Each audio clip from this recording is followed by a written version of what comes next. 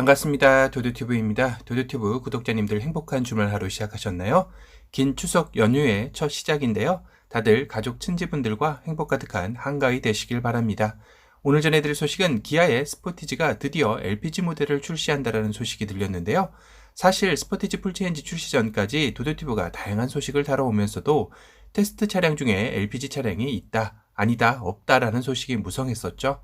기아의 기술 정보 사이트에 NQ5 LPG 정보 지침에 LPI 항목이 추가되면서 스포티지 LPG 파워트레인 출시에 힘이 실리는 모양새인데요. 스포티지 LPG 모델에는 K5 LPG 모델에 탑재되었던 2.0 LPI 누 엔진이 성능을 개선하여 탑재될 예정이라고 합니다. 6단 자동 변속기와 최고 출력 146마력, 최대 토크 19.5의 힘을 발휘할 것으로 알려져 있는데요. LPG 차량의 최대 난제였던 트렁크 용량을 잡아먹는 LPG 탱크는 어떻게 되나요? 하실 겁니다. 스포티지의 LPG 탱크는 QM6 LPE 차량과 마찬가지로 트렁크 하단에 도넛 형태로 들어간다고 하네요. 가솔린 디젤 모델과 트렁크 용량에 있어서는 거의 차이가 없어지게 되겠죠. 기존 스포티지의 넓은 트렁크 공간을 그대로 사용할 수 있을 것입니다. 스포티지 LPG 트렁크 용량은 64리터 정도가 될 것 같다고 하네요. 이번 스포티지에는 그래비티 트림이 존재하죠. 그래비티 전용 외장 디자인이 적용되어 좀 더 고급스러운 이미지의 스포티지를 만나볼 수 있었는데요. 스포티지 LPG 역시 이런 그래비티 트림을 선택할 수 있다고 하는 것 같습니다. 그 외에도 다양한 편의 안전 사양인 서라운드 뷰, 후측방 모니터, 디지털 키, 전방 충돌 방지 보조, 전후방 주차 거리 경고, 차선 유지 보조, 후측방 충돌 방지 보조, 안전 하차 경고, 내비게이션 기반 스마트 크루즈 컨트롤 등 차별 없이 적용될 예정이라고 하네요. 다만 기존 스포티지에서 가솔린에는 없었던 원격 스마트 주차 보조가 LPG 모델에도 적용될지 안 될지는 아직은 미지수입니다. 하지만 이번 스포티지 LPG 모델에는 사륜도 적용될 수 있다고 하는데요. 이렇게 되면 LPG SUV 모델 중 유일한 사륜 적용이 되는 모델이 되는 것입니다. 다만 사륜 적용은 아직 확정은 아니기에 기술 지침서에는 표시되어 있지만 출시 때는 어떻게 될지는 조금 더 지켜봐야 할 듯 하네요. 현재 QM6 LPE 모델은 시장에 경쟁자가 없다 보니 판매량이 르노 삼성 내에서도 상당히 높은 편에 속하는데요. 특히 QM6의 LPE의 가장 큰 효율성으로 꼽히는 1회 충전 시 최대 534km까지 주행이 가능하다는 점은 서울 부산까지의 거리가 400km 정도이니까요. 중간에 별도의 충전 없이 갈 수 있다라는 주행 가능 거리가 나온다라는 점이 소비자들에게 매력적으로 다가온 결과인 것 같습니다. 하지만 르노 삼성의 국내 생산 모델인 SM6, QM6, XM3 모델에서 XM3를 제외하고는 이렇다 할 두각을 나타내는 모델이 없는 가운데 그나마 유일한 경쟁자가 없어 독식하고 있던 QM6의 LPE 모델에게는 청천벽력과 같은 소식일 수도 있을 것 같은데요.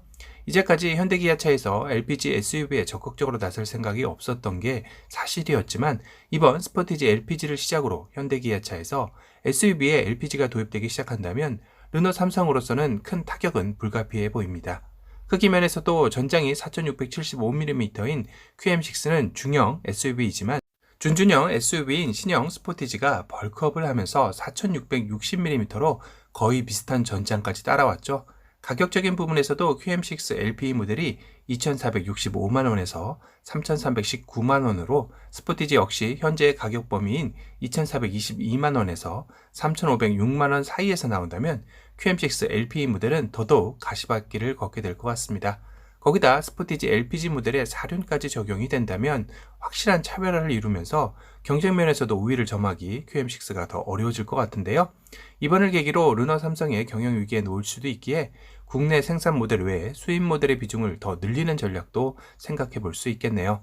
이렇게 스포티지의 LPG 파워트레인이 추가되게 되면 가솔린, 디젤, 하이브리드, LPG까지 총 4개의 파워트레인으로 고객의 선택의 폭은 한층 더 넓어질 텐데요. 다만 셀토스가 최근 올해까지만 디젤을 판매하고 내년부터는 디젤 파워트레인을 삭제하고 추후 페이스리프트에서 하이브리드와 EV 모델을 추가가 점쳐지고 있는 만큼 이번 스포티지 역시 LPG 파워트레인의 추가가 혹시 이런 큰 그림을 기아가 노리는 게 아니냐라는 얘기도 들리고 있습니다.